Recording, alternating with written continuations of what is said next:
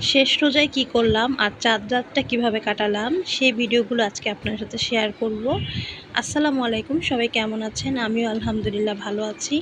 আজকের ভিডিওটি হচ্ছে আমার চাঁদ রাতের ভিডিও, মানে শেষ যে রোজা ছিল সেই রোজায় কি করলাম আর চাঁদ রাতে কীভাবে কাটালাম সব কিছু মিলিয়ে একটি ব্লগ তৈরি করেছি। তো আশা করি ভিডিওটি ভালো লাগবে। আর এই যে আমি বিকেলবেলা একটু ছাদে এসেছিলাম, ছাদে দাঁড়িয়েছিলাম। আর এখন যেহেতু বাড়িতে এসেছি, বাড়িতে আসলে আমার কাছে বেশিরভাগ ছাদেই সময় কাটাতে খুব ভালো লাগে। শেষ রোজার দিন আমাদের ইফতারিতে ছিল গরুর মাংসের তেহেরি, যেটা আম্মু খুব মজা করে বানায়। তো আজকে চিন্তা করলো যেহেতু শেষ রোজা, আজকে তেহেরি রান্না করবে, আর তেহেরিটা আমার কাছে খুব ভালো লাগে। এইবারের রোজাগুলো খুব দ্রুত চলে গিয়েছে। এই তো সেদিন তো রোজার মাস শুরু হলো, আর আজকে রোজার শেষ দিন। রহমতের সময়গুলো খুব তাড়াতাড়ি চলে গেল।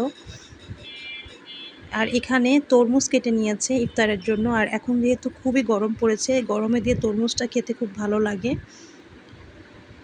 সাথে ছিল খেজুর, আর এই যে খেজুরটা ধুয়ে রেডি করে নিয়েছি। আমরা সবাই এখন একসাথে ইফতারের টেবিলে বসেছি। আজকে তো শেষ ইফতার, তো সবাই মিলে একসাথে আমরা এখন ইফতার করব।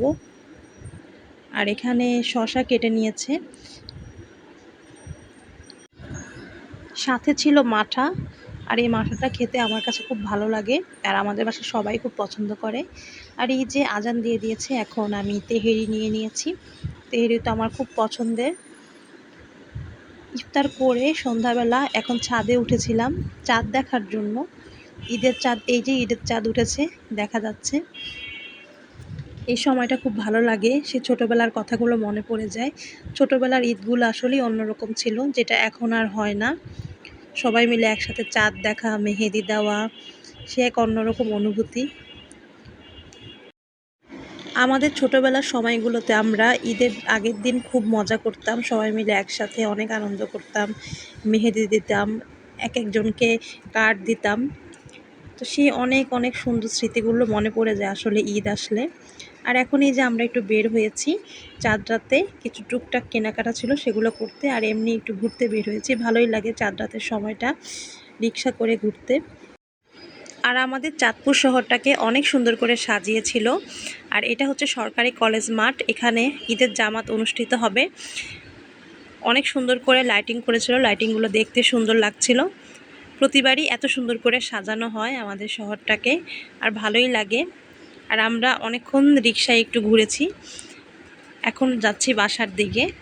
আর এই যে ঈদের জামাতের জন্য এখানে খুব সুন্দর করে গেট করেছে, আর এই মাঠেই ঈদের নামাজ অনুষ্ঠিত হবে। বাসায় আসার পরে মেহেদি দেওয়ার জন্য বসে গিয়েছিলাম, আর আমার ছোট বোন আমাকে মেহেদি দিয়ে দিচ্ছিল। মেহেদি ছাড়া তো ঈদ একদম কমপ্লিটই না। আর এই যে আমার বোন আমাকে খুব সুন্দর করে মেহেদি দিয়ে দিয়েছে।